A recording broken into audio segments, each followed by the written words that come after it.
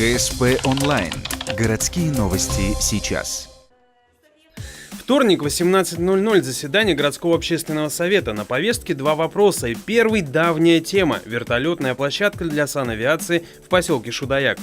Тема обсуждается уже больше года. Для шудаякцев она больная, всколыхнувшая население поселка за сохранение бора близ горбольницы.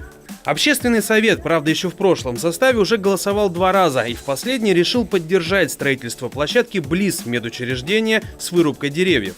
В 2018-м к чаяниям жителей сохранить лес присоединился совет редакторов городских СМИ.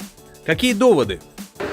Инициативная группа уже собрала на сегодняшний день более 2000 подписей, живых подписей за это в поддержку своей позиции. Это при том, что в Шудаяке проживает 3600 человек. Это без учета Ухты, без учета, значит, других поселений.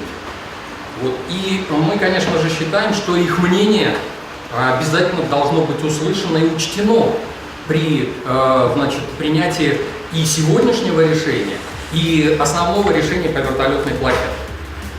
От лица людей, представителей СМИ, депутата Госсовета Коми Екатерины Руденко еще раз прозвучали доводы о безопасности поселка при строительстве площадки близ больницы, о шуме, вырубке леса, помехах, земельном участке, что изначально был распределен под новый хирургический корпус и многом другом. А главное, существующие уже площадки на другом берегу, где можно будет сажать вертолеты. Все это подытожили жители самого Шудаяга и даже представитель медицины. Вот в отношении пациентов из труднодоступных районов им тоже должна быть система. Сам по себе вертолет у площадки не решает ничего вообще. И это уже всем, в принципе, очевидно.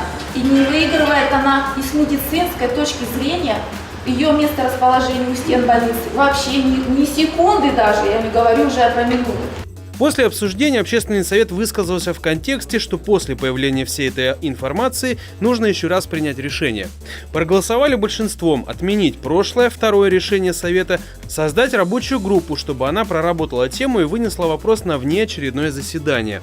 Оно назначено на 25 апреля. Тогда же общественники окончательно будут решать, стоит ли площадку строить вместо бора.